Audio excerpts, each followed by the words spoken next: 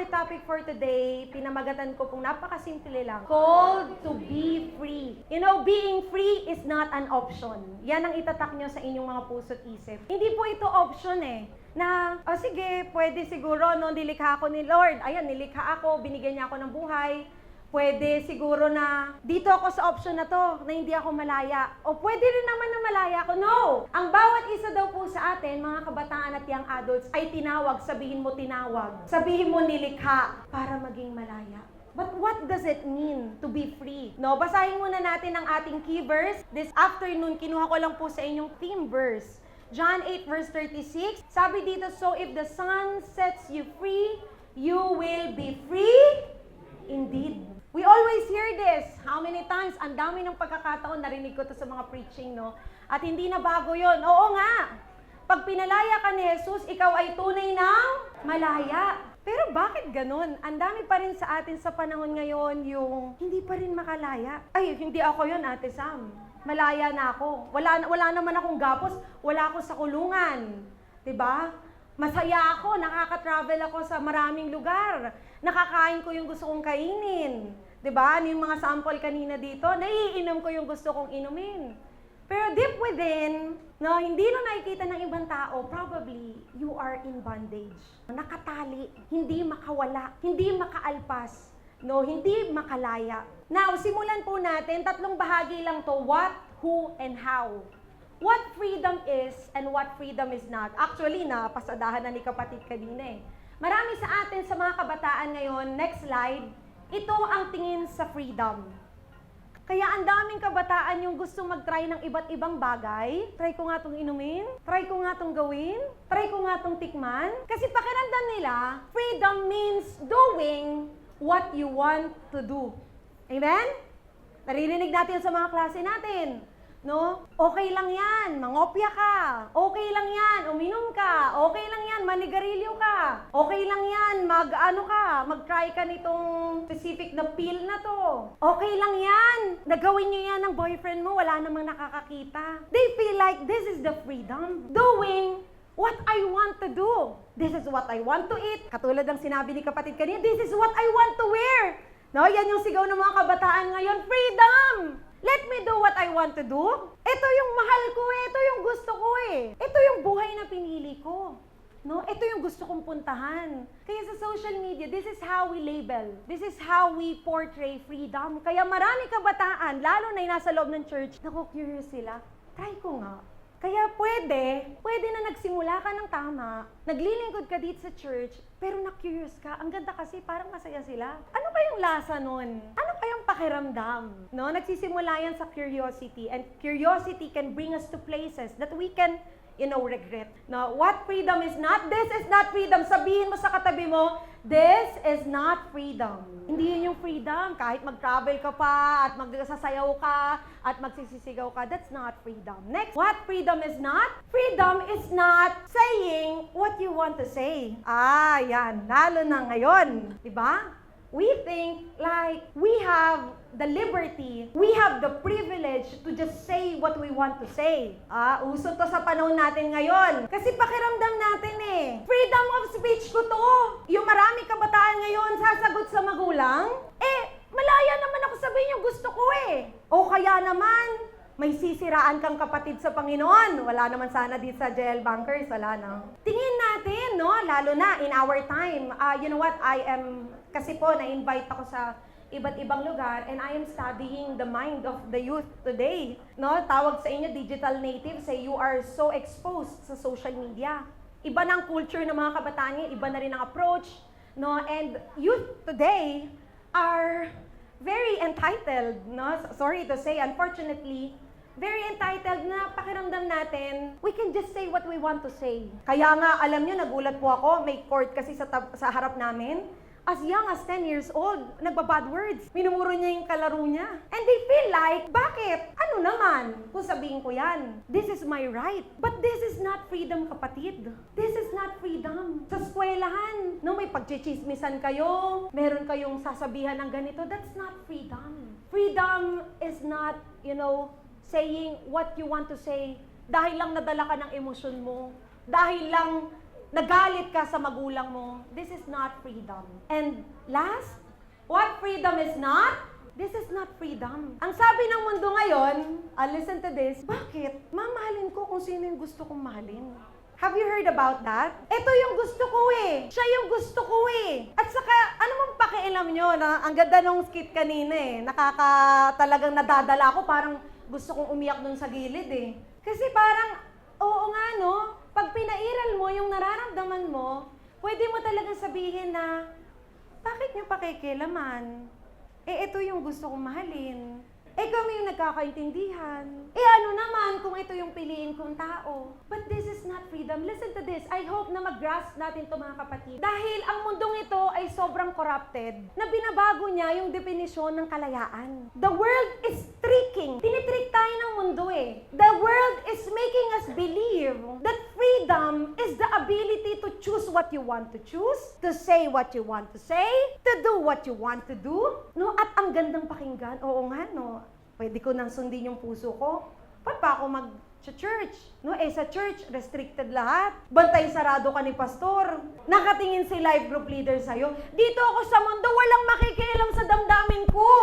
Ayaw na natin sa church, ayaw na natin sumunod sa Panginoon, kasi pakiramdam natin, Christianity and following Jesus will restrict us. Not realizing that this is the true freedom. Next slide. This one. And probably mga kapatid, no, baka sasabihin ko, hindi naman ako nakagapos, wala nga akong chain dito eh. Pero probably, most probably, 80%, 90% of churchgoers, those who come inside the church, are in chains. Invisible chains. Bakit? Life group leader ako? Bakit? Worship leader ako? You can serve the Lord but still be in chains. And that is the reality. You can lead the worship. You can preach but still be in chains. In bondage. Hindi lang nakikita. Pero tignan niyo po dito, naputol na. Yun ang tunay na kalayaan. And next slide, my favorite. This is what freedom looks like. Listen to this, youth and young adult. True freedom means journeying with Christ. Nakita niyo si kapatid kanina habang nagsasalita siya. Nakita niyo yung saya niya? Did you see it? That's freedom. Marami ngayon, yung nakapag-bar na sila, nakapag-inom na sila, pero kita mo lugmok sila. Marami ngayon nakapag-girlfriend na, nakapag-boyfriend na, kahit sabi ni pastor, wag muna.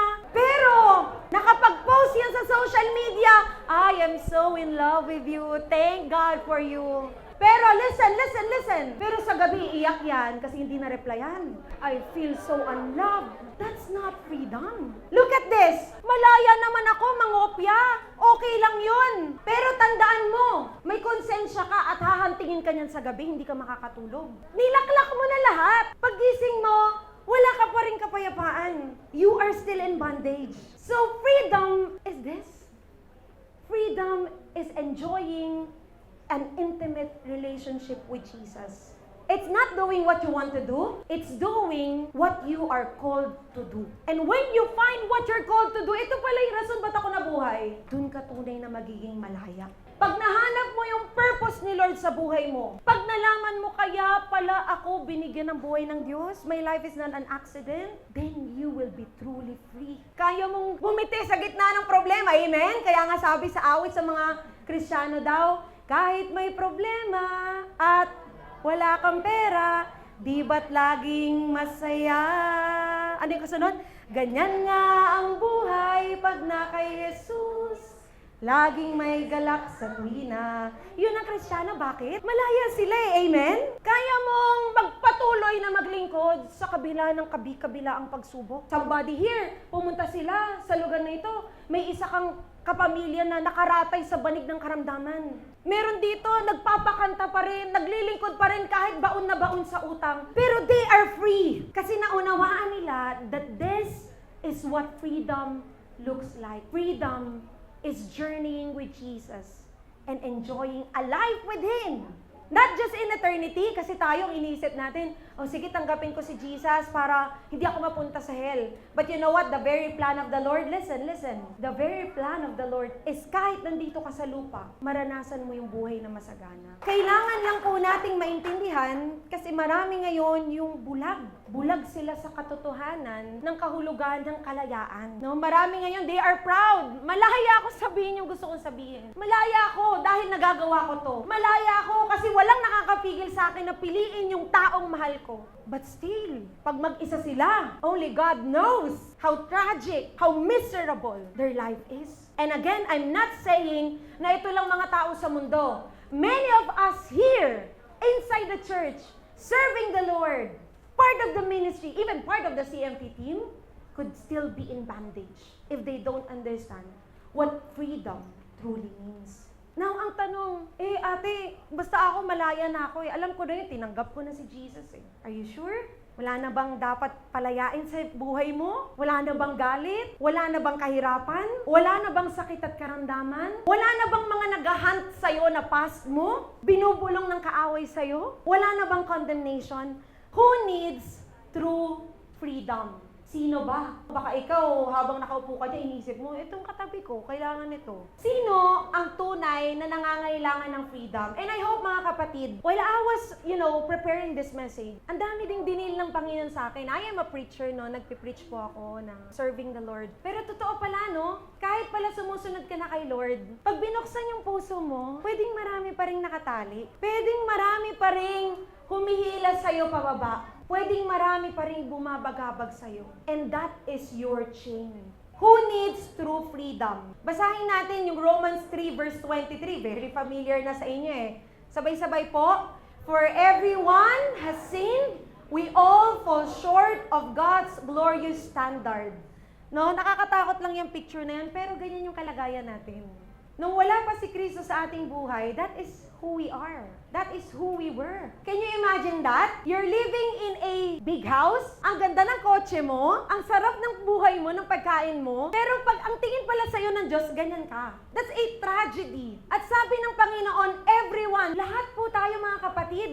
Hindi lang yung mga nasa laylayan, ay, may pera naman ako, bayaran ko na lang yung kalayaan ko. Hindi. Lahat tayo natali. Yan yung picture nating lahat pag binuksan ang buhay natin ngayon. For everyone has sinned. Anong kinalaman ng kasalanan sa freedom? Because of sin, nalayo tayo sa Panginoon, yung magandang disenyo sa atin na wala, at tayo ngayon ay nabubuhay sa slavery. Tayo ay mga alipin ng kasalanan, ng kahirapan. Bakit ang dami pa rin mahirap ngayon? Bakit ang dami pa rin na nasa banig ng karamdaman? Yun ang kalagayan ng humanity. Just to, para lang po maunawaan natin, alam ko na marami naman na sa atin nakakaalam. But for the sake of our, special guest here, ang ganda, listen to this. Look at me po mga kapatid. Let's grasp this wonderful truth. When God created the world, sabi niya, it was good.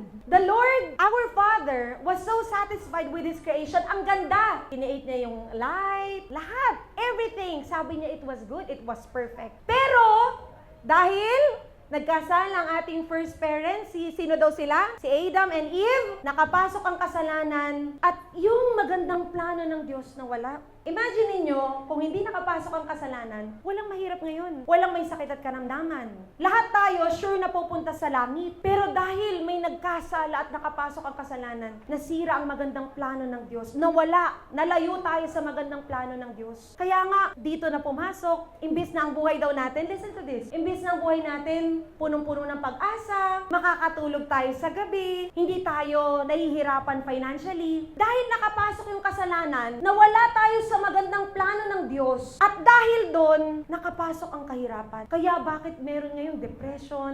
Bakit may anxiety? Bakit may poverty? Bakit may corruption? Kasi ganun na yung mundo nung nakapasok ang kasalanan. Nai-imagine niyo po ba? Ang ganda ng plano ng Diyos. Imagine a parent, ang puso ng magulang na gusto mo yung mainam sa anak mo, pinakamainam. Ang ganda ng plano. Pero dahil hindi ka sumunod sa Kanya, nawala ka dun sa magandang plano, and eto na po yung kalagayan nating lahat. Kaya ito yung sinasabi ko mga kapatid, walang exempted sa atin. Lahat tayo ay nangangailangan ng totoong freedom. Next slide, Romans 4 verse 3. And that's the way it was with us before Christ came. Pero, eto may binabasa kasi akong book eh. Inuunawa ko kung paano nakapasok si Christ sa picture. Sabi ng ating Heavenly Father, dahil ganun na lang yung pag-ibig niya sa sanlibutan, kahit nasira, no, nawasak yung original plan niya, nakaisip siya ng solusyon. Sabi niya, hindi pwede. Hindi ko kayang mapunta tong nilikha ko sa impyerno. Kasi kasalanan eh, for the wages of sin is, but the gift of God is, yun ang prinsipyo ng Diyos. Para lang magkaroon tayo ng background, nakaisip, doon pumasok si Jesus sa picture. Na pag tinanggap natin si Jesus sa ating buhay, mare-restore yung magandang plano ng Diyos. Maganda yung message ng kapatid natin kanina eh. Naibalik eh, yung magandang plano ng Diyos. Nasira eh, 'di ba? Nasira nung una pero naibalik nung tinanggap niya si Jesus. Pero bakit ganun ate? Kala ko ba si Jesus ang susi? Pero bakit marami pa rin sa atin ngayon yung in bondage? Ba't ganun? Nagtatrabaho ka na ng tatrabaho, halos ginagawa mo ng araw ang gabi at gabi ang umaga. Pero hirap ka pa rin sa buhay. Bakit ganun? Pumunta ka na sa pinakamagagandang lugar, hindi ka pa rin makatulog sa gabi. Bakit ganun? Sabi mo, I found the one. Pero in pain ka pa rin. Bakit? Mamaya, unti-unti nating maya-unfold to. Pero mga kapatid, this is a clear message that you have to grasp. Whoever you may be, whatever position that you have inside the church, you can be in bondage. Look at your life today. Are you totally free? No, ako napareflect ako eh. Sabi ko, Lord, ang dami pa siguro talaga sa buhay ko yung dapat kalkalin. Bakit ganun? Bitter ka pa rin sa mga kapamilya mo na nakasakit sa'yo. Tumatayo ka dito, nagpe-preach ka, pero may ka-churchmate kang kagalit. Bakit ganun? Nagla-life group ka na, nagba-Bible study ka na, pero parang gumagapang ka pa rin sa bitterness, sa anger. Bakit parang in chain ka, in bondage ka pa rin? Maunti-unti po nating mauunawaan. Next slide, this is the picture. Para lang alam nyo, very visual kasi mga kabataan ngayon. Ganyan yung buhay natin. This is the life God wanted for us dito sa left side. But because of sin, this is who we are. This is where we are going. And listen, not because you are inside the church, ay sure kayo na pupunta sa heaven. Not because you are inside the church, ay nasa loob kayo ng kalooban ng Diyos. Sorry, mga kapatid, but this is the message of the Lord. Not because you are on fire, you look on fire, nagsisisigaw ka, nagpapapakanta ka. It means sure na papunta ka sa langit. Again, I'm saying and I'm reiterating this. You can be inside the church, but still be in bondage. Only God knows what kind of life you have right now. Na pwedeng sumisigaw ka ng ako'y pinalaya, tunay ngang malaya, pero uuwi ka, lugmok na lugmok ka. Bat-bat ka pa rin ng kahirapan, bat-bat ka pa rin ng sakit at karamdaman, bat-bat ka pa rin ng condemnation. May mga bumubulong pa rin sa'yo na mga boses na hindi galing sa Diyos. That's bondage. And you know what? Listen, God wants you to be free from that. Somebody here, you might be sharing sa life group mo, pero depressed ka. God wants you to be free from that. Yung anxiety mo, grabe na, nalulunod ka na. Kahit anong pikit mo, pumikit ka ng 9 p.m., 4 a.m., gising ka pa rin. Kasi yung mga thoughts mo, hinahunt ka. Paano na ako? Paano na yung anak ko? Paano na yung kapatid ko? Paano na yung sakit ko? This is the bondage. And you know what? The enemy is celebrating dahil alam niya na ang layo na natin doon sa original plan ng Diyos. Marami pang parents here, and you would agree with me, no? Pag sinabi ko na gusto nyo na masaya yung mga anak nyo. Gagawin lahat. Kahit mamatay ka na, sa kakatrabaho, maibigay mo lang lahat. Can you just imagine the heart of God for His children? Sobrang ganda ng plano ng Diyos, pero dahil sa kasalanan, nawala. At dahil doon, ang buhay natin ay napakalayo na doon sa grand plan ni Lord. Ang layo. Gusto ba ng Diyos maging mahirap ka? Hindi. Gusto ba ng Diyos hindi ka makatulog sa gabi? Kasi isip ka ng isip ng bayarin? Hindi mo alam kung may pang-tuition ka pa bukas? Hindi po kalooban ng Diyos yun. Takot na takot ka para sa future mo. Takot na takot ka para sa future ng anak mo. May naramdaman ka lang dito, cancel na to. No? May nakapa ka lang dito sa likuran, ay, bukol na to. Tumor to. That's not the life that God wants for us. He wants us to be free, no? And again, sinabi ko kanina what freedom is. Freedom is enjoying a life with God. Freedom ay yung makakatulog ka pa rin sa gabi, kahit na ang hirap ng buhay. Freedom yung may kapayapaan ka sa kabila ng bagyo ng buhay. Do we want freedom? Do we want to be free? Pumalakpak po yung gusto ng kalayaan. Ayoko na ng ganitong buhay, Lord. Ayoko na nung galit na lang ako sa tatay ko. Makikita mo yung tatay mo. Halos murahin mo na siya sa isip mo dahil sa ginawa niya sa'yo. Somebody here, you were given, sorry to say, for the lack of a better term, no? May irresponsible kang tatay. Tinanggap mo si Jesus, pero hanggang ngayon, galit na galit ka sa tatay mo. Somebody here, you were mistreated. Hindi ka naitrato ng tama. Nag-create yun ng galit sa puso mo. Kaya kahit sumasamba ka, naaalala mo yung tao na yun. God doesn't want you to live that way, mga kapatid. Nalulunod ka sa takot? No. Now the question, I am almost ending. How to experience true freedom? And I pray mga kapatid na magkaroon tayo ng open na puso. This is for everybody. Even I. Sobrang dami kong laban nung piniprepare ko tong message po na to. Grabe yung bakbakan namin ni Satanas. Nagbubugbugan kami habang piniprepare ko yung message. Kasi ang dami talaga din sa aking puso that I need freedom from. Oo nga, no? Pwede pala. Minumulto ka pa ng mga kahapon. Minumulto ka ng pangangailangan. Minumulto ka ng obligasyon mo sa buhay. We need to experience true freedom. Next slide. Number 1R, ano daw yung kailangan nating gawin? We have to recognize the things that enslave you. Habang nakaupo ka dyan, kapatid, huwag mo munang kakausapin yung katabi mo. I want you to take this time to identify. Ano yung gumagapos sa'yo? Ngiti-ngiti lang yung katabi mo, pero ang dami ng fear sa utak niyan. Fear of the unknown. Fear of financial responsibilities. Kaya ko ba, Lord? Yung calling na binigay mo sa akin? Sinabihan ka ni pastor na ikaw na yung aatasan sa ministry na to. And even right now, binubugbog ka ng fear. Hindi ko ata kaya. Meron po siguro dito, takot silang bumagsak sa school. Kasi scholar ka. Kasi ina-expect ng magulang mo na mag-top ka. Kinakain ka ng fear. Meron dito, young adult, hindi pa rin makahanap ng trabaho. You are in chain. Paano pa ako? Paano yung mga needs namin ng pamilya? Paano yung gamot ng nanay ko, ng tatay ko? What is enslaving you right now? Is it poverty? Hindi na kayo makaalpas sa kahirapan? You know what? Listen, poverty is not a gift from the Lord. Marami sa atin ngayon ginagamit yung verse na blessed are the poor in spirit. That's humility. We're not talking about that. We are talking about poverty. Kasi ang sabi ni Jesus sa kanyang salita, kaya nga ako nagpakahirap para daw tayo ay yumaman. Jesus became poor so that we might become rich. Kahit sakit at karamdaman, binata niya para tayo ay gumaling. Is it poverty? Bakit ganun? Lagi na lang kapos. Di na makalaya. Is it condemnation? Naglilingkod ka na sa Panginoon pero ang bumubulong pa rin sa'yo yung mga kasalanan na ginawa mo nun. Hindi ka na makausad-usad. At some point in your life, you know, and God knows, you stumbled, nadapa ka. At kahit tumatayo ka, yung kaaway bulong pa rin ng bulong sa'yo. Ito yung ginawa mo. Hindi ka na makakalaya dyan, no? Hypocrite ka. That's condemnation. Is it anger? Katulad ng sinabi ko kanina. Mukha ka lang nakangiti. Mukha ka lang masaya. At sinasabi mo pa sa kapatid mo, I love you with the love of the Lord. But only God knows, kapatid, wherever you are right now, God knows you are enslaved by anger. Galit na galit ka. May isang tao na trigger sa'yo. What is enslaving you? Sickness. Baka meron po dito, kapatid. Ang tagal mo nang iniinda, yung kabilang balikat mo, yung kaliwang balikat mo, yung kanang paa mo, yung likod mo. Kalooban ba ng Diyos yan? Ang sabi niya nga He bore all sins. Tiniis niya na lahat. He bore the punishment. Para daw tayo, by His wounds we are? By His wounds we are? Ayun ang pangako ng Diyos. Ang layo Ba't ganun? Hindi na ako halos makaakyat. Hindi na ako makalakad. You are enslaved by your sickness. At probably, ang sickness na ito ay hindi lang physical. Baka meron dito emotionally in pain. Oh, somebody here could be emotionally in pain. Down na down ka.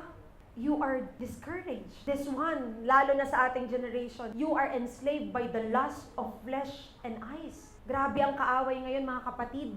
If we will not be guarded, listen, lalo na po ang mga leaders of the church, we are nearing the finish line. And if you will not guard your lives, you can be disqualified by this. No? Madaling pasukin ngayon ang mga applications because we have our phones. Mga kabataan, listen, magbibigay ng saya yan sa laman nyo. You can be physically satisfied, but your spirit is crying, is grieving if you do that. Because that's not from the Lord. The enemy will tell you, masaya yang panoorin. Pero habang pinapanood mo yan, habang pinapasok mo yung application na yan, your soul is rotting in hell. Would you allow your eternity to be compromised because of your temporary satisfaction? Pwedeng naglilingkod ka, nasa loob ka ng church. Sorry, bubusina po ako. But you are still visiting pornographic sites. That could be possible. Patatawarin ako ni Lord. Okay lang yan. But listen to this, kapatid. When your life ends, now, where do you think you're going? Ang Diyos ay punong-puno ng pag-ibig, pero ang Diyos ay Diyos din ng hustisya. Kasi nagkaroon ako ng questions, may inaaral akong book ngayon Sabi ko, Lord, if you really love us, you could have just, let it slide. Nagkasalang ang sangkatauhan, mahal mo kami Pero merong example doon, sa binabasa kong book. Kung ikaw, tatay ka, at pulis ka, alam mo yung law, and you abide, nag-a-abide ka sa law. Pag yung anak mo ay hindi sumunod sa batas, will you just let it slide? No! Dahil just ka. You are just. You abide. At ganun din daw si God sa atin. He cannot violate Himself. He cannot violate what He said, na siya ay holy God, at kung hindi ka holy, hindi ka makakalapit sa Kanya. Kaya provide niya si Jesus para ma-align ulit tayo sa kalooban. Pero hindi, mga kapatid. We cannot abuse the grace of God. I'm not sure. I don't know. Somebody here, probably, and I hope I am wrong. You are already a minister. But you look at somebody with lustful thoughts. You have to be free from that. Ilalagay ka niyan sa alanganin, kapatid. You need freedom. Are you enslaved by your pride? Uso ngayon, ba? Kayabangan. Kapag mataas, hindi naman ako mayabang Pero alam niyo, sa mga panahon na hindi tayo lumalapit sa Diyos, we become proud. Sa mga panahon na lumalayo tayo sa Diyos, yun yung pride Hindi na natin nakikita na kailangan natin ang Diyos. Every time we do not come to church, why do I need to go to church? I'm okay. That's pride. Bakit ko kailangan pa ng Diyos? Ang yaman ko na. Ang galing ko na. Dean's lister nga ako. Top-notcher nga ako. That's pride. Pride could be enslaving you when you don't see the need for God and for other people. Hindi ko na kailangan umattend ng life group. Hindi ko kailangan to si Ate Sam. Tataguan ko to pag kumatok to sa bahay namin. That's pride. You think ikaw yung pinakamagaling. You think you are self-sufficient. Huwag tayong nag-isolate, mga kapatid. We feel like okay na ako. Hindi ko kailangan ng iba. That's pride. Is it greed? Yan. Nakita nyo sa politika ngayon, naglabasan, Grabe. Yung mga pinapalo ko na, nung bata kasi ako, mahilig ako manood ng vlogs Si Claudine ko, grabe, sabi ko nun, siguro pag naging vlogger ako, yayaman din ako katulad nito. Hindi ko pala alam, kailangan, yung tatay ko, politician, dapat yun yung sinabi ko, di ba? Grabe ang greed ngayon. Gusto mo ng ganitong buhay, gusto mo at the expense of other people, that's greed. Sa trabaho, kailangan matapakan mong iba para umangat ka. Sa eskwelahan, kailangan masiraan mo yung kaklase mo para ikaw ang valedictorian. That's greed. Discouragement. Many can relate to this. Marami ngayon yung tinatali ng discouragement. You are so down. Down na down ka. Kahit na anong praise, kahit na anong joyful songs, hindi ma-uplift yung spirit mo. You are so down right now. You are discouraged by something, probably because of your family member, or probably because of the ministry. Pwede rin palang taliin ka ng discouragements. Kayang-kayang pikiin ng ngiti. Pwedeng-pwede kang ngumiti. Pero only God knows you. Only God knows how disheartened you are right now. May mga expectations ka na hindi na-meet. May mga pangarap ka na hindi nangyari. Meron kang in-expect sa tao dahil nangako yung tao na to sa'yo pero hindi niya ginawa. That could be discouraging. Depression. This is such a chain of the enemy. Yes, as a mental health advocate, lagi ko sinasabi, this is real. Pero can you imagine how the enemy rejoices? Nai-imagine nyo ba kung gaano kasaya si Satanas sa tuwing tayo ay depressed? Ayaw mong kumain, ayaw mo nang lumabas. Depression kasi yung nawawalan ka ng gana sa lahat ng bagay. Parang walang kulay ang mundo para sa'yo. Walang saya. It's a constant sadness. Is it addiction? Ayan, nasabi ko na pala, pornography. Kapatid, listen. You have to identify. Alin sa mga ito yung gumagapos sa'yo ngayon? Baka may mga hindi ako naisama dito, pero alam mo yun sa puso mo. Alam mo yun kung ano yung nagtatali sa'yo. Bakit hindi ka tunay na maging malaya? Bakit ganon? Parang yung panalangin mo hindi nakakarating sa Diyos. Bakit ganon? Parang laging may harang. Bakit parang laging may wall? Now, you cannot be free from something you hide. Kahit itago mo yan kay pastor, o itago mo kay life group leader, o itago mo yan kay churchmate, hindi mo matatago sa Diyos yan. But when you expose it to God, the Lord can do something about it. Hindi mo kayang aminin na galit ka sa magulang mo, na abuso ka. I'm sorry, baka may matrigger dito. Hindi mo kayang aminin, pero pwede mo sabihin sa Lord, galit na galit ako. You know what, at some point in my life, when I was 14 years old na, baka narinig nyo na rin itong kwento na to. I wanted to die. Ang dami kong questions sa buhay. Yung parents ko po kasi both working sila. So, very career-oriented. And pinaglaruan nyo ng kaaway, no, na parang, ang isip ko, dahil pareho silang working, sobrang busy nila sa work, we have everything that we need, provided lahat. Pero, I felt so unloved that time. Parang pakaramdam ko, mas mahal ng magulang ko yung trabaho nila. At pinaglaruan nyo ng kaaway until I came to a point na, I wanted to die. I wanted to be gone. Kasi kung wala naman ako, wala namang value yung buhay ko eh. Kumbaga, kaya nga nilang ipagpalit sa work. Pero lies yun ni Satan. Pero sabi ko one time kay Lord, Lord, if wala ka ng purpose sa buhay ko, kunin mo na ako kasi wala akong gana, I don't feel anything. I am not happy. You know, kahit ang ganda-ganda ng bag ko, ang ganda ng shoes ko, wala akong saya eh. This life is so meaningless for me. Inamin ko yun kay Lord. You just take me, Lord. Yung hindi na ako magising bukas. Pero natakot ako. Sabi ko, paano kaya kung di ako makahinga sa kabaong? Sabi ko noon, Sabi ko, Lord, sorry, hindi na pala. Pero noon, inamin ko sa Panginoon, Lord, kung talaga may plano ka sa buhay ko, tulungan mo ko.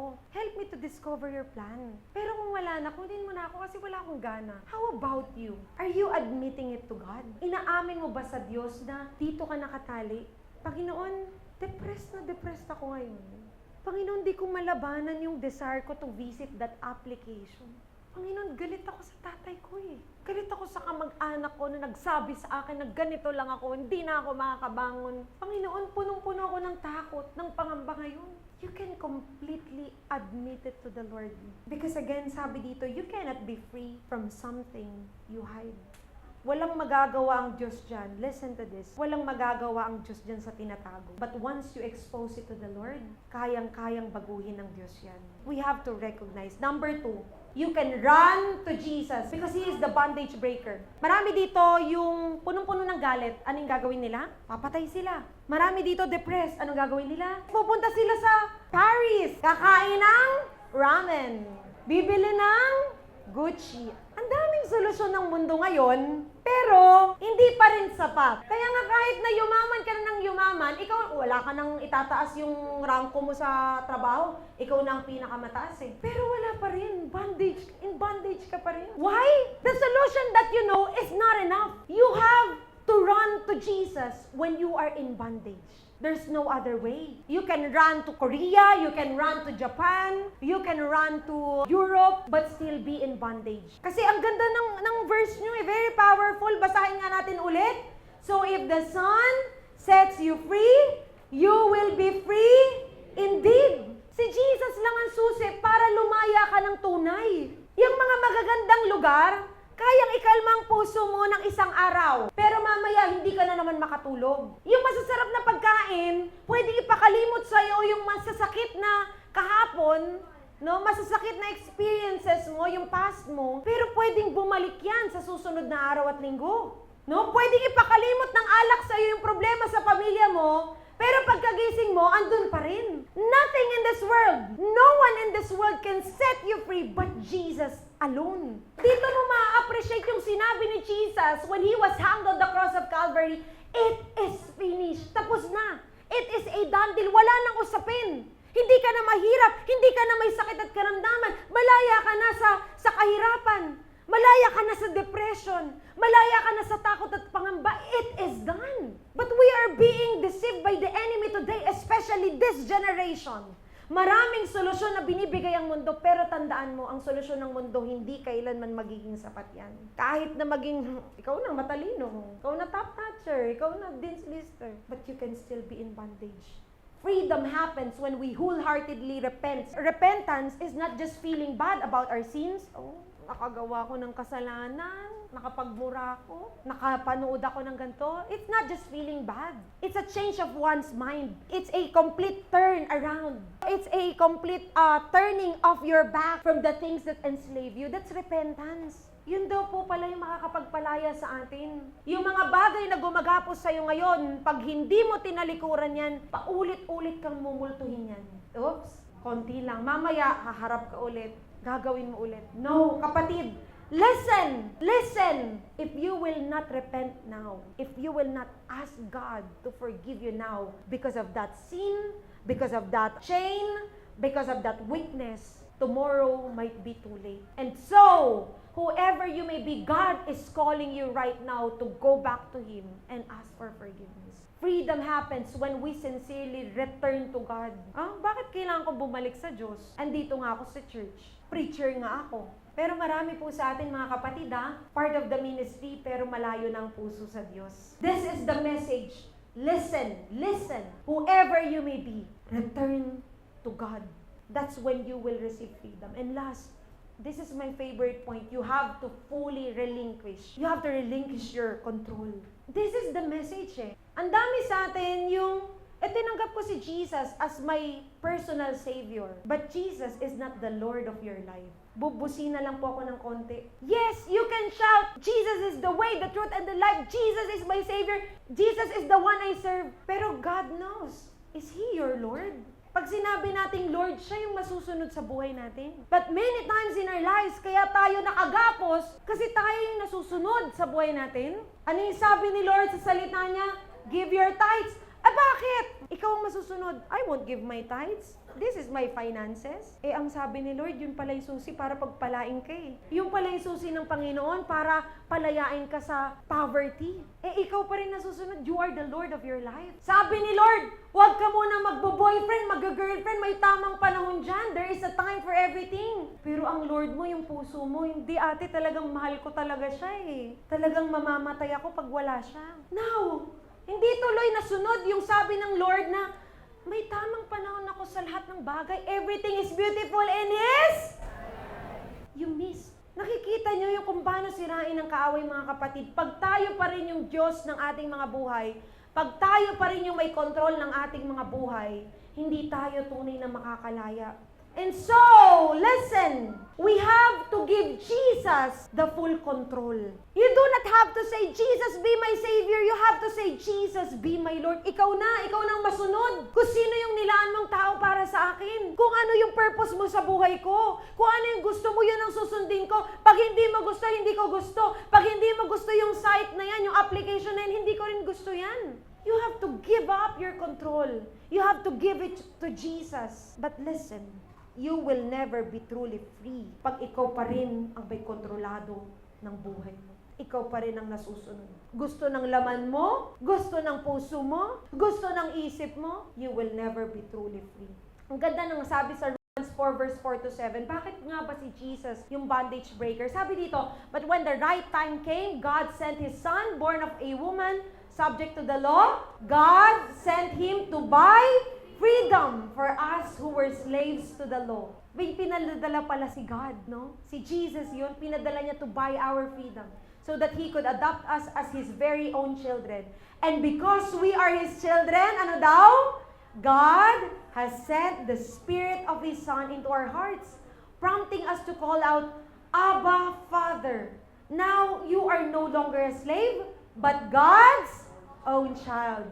And since you are His child, God has made you His heir. Makikita natin dito na walang ibang nakitang solusyon ng Diyos, no? In His infinite wisdom, wala siyang ibang nakitang solusyon kundi si Jesus. Kaya daw kahit na anong try mo dito sa mundo, i-try mo na ang lahat ng bagay, hindi yan sasapat na solusyon. Kasi may isa lang na pre-provide na solusyon ng Diyos to buy our freedom, and that is Jesus. At dahil daw si Jesus ay tinanggap natin sa ating buhay, hindi na tayo alipin. Imaginein mo nun, alipin tayo ng kasalanan.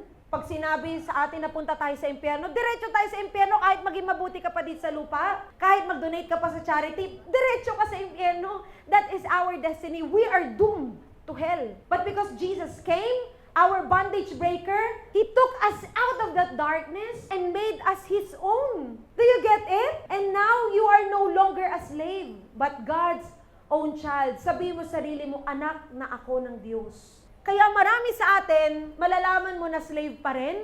Kasi nagmamakaawa pa sila Lord, please naman, palayain mo kami sa utang. Please, Lord, i-promote mo ako. Please, Lord, tanggalin mo na to. Hindi ganun ang anak Alipin yung ganun, nagmamakaawa. Ako, kunyari sa tatay ko siya eh. So anytime humingi ako, papahingin pera. We have this relationship that I can always come to Him and ask for help. Ask for something that I need. Hindi, Panginoon, palayain mo ko sa sakit na to. No, that is not who we are anymore. We are no longer as slaves. I am a child of God.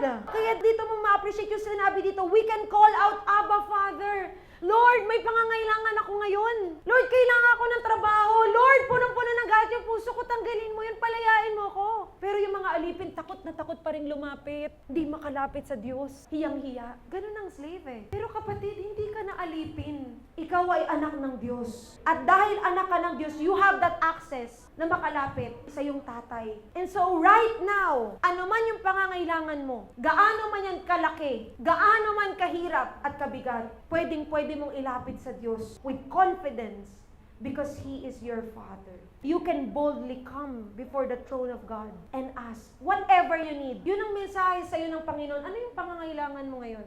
You can come boldly. You are not a slave anymore. Gusto ko yung sinabi dito ni Thomas Merton, the highest freedom is found in obedience to God, which is very true. When we live inside the will of God, not outside, not what we want to do, that is where we experience the highest freedom.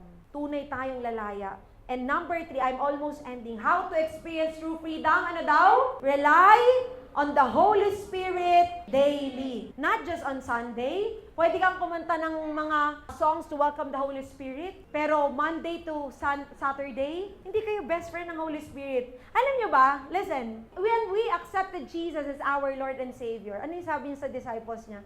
May iiwan ako sa inyo. Isang comforter. Somebody who will go with you. Your counselor, your friend. That is the Holy Spirit. Automatic yun, na pag tinanggap natin si Jesus as our Lord and Savior, may Holy Spirit sa atin. Tutulong sa atin araw-araw. Kaya kahit may problema ka, may Holy Spirit na ko-comfort sa'yo, mag-e-empower sa'yo. Pero ang hindi nauunawaan ng maraming Kristiyano ngayon, akala nila ang Holy Spirit automatic lang na sumasama sa atin. No. We have to welcome Him daily. We have to invite Him daily in our lives. We have to journey with the Holy Spirit each day. And if you assess yourself right now, kapatid, ikaw, do you still feel the Spirit of the Lord within you? Hindi ko naman kailangan ng Ate Sam eh. Hindi naman ako nagpipreach, hindi naman ako nagpapaawit. We all need the Holy Spirit daily. Sabi dito, Romans 8 verse 2, 5 to 8, and because you belong to Him, the power of the life-giving Spirit has freed you from the power of sin that leads to death. Imagine the Holy Spirit breathing life to your being each day. Minsan, discouraged ka, but because of the Holy Spirit, you can stand again.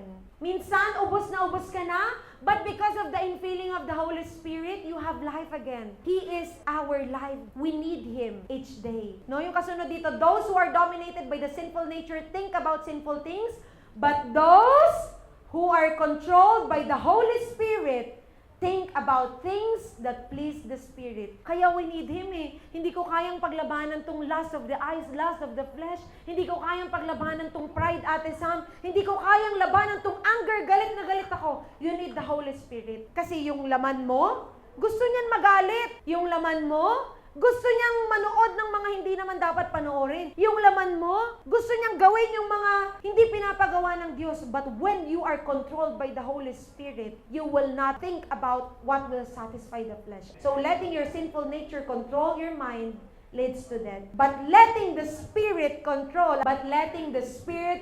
your mind leads to life and peace. That's why those who are still under the control of their sinful nature can never please God. Do you see the need now? The need for the Holy Spirit to really come into your life? The enemy wants to corrupt this generation. He wants to destroy your future. He wants to destroy your destiny. He wants you to go to hell and suffer from eternal damnation. That is what the enemy is doing right now. Believe me, I can feel it. Sinisira ang isip, sinisira ang puso. Kristiyano, pero compromise ang buhay.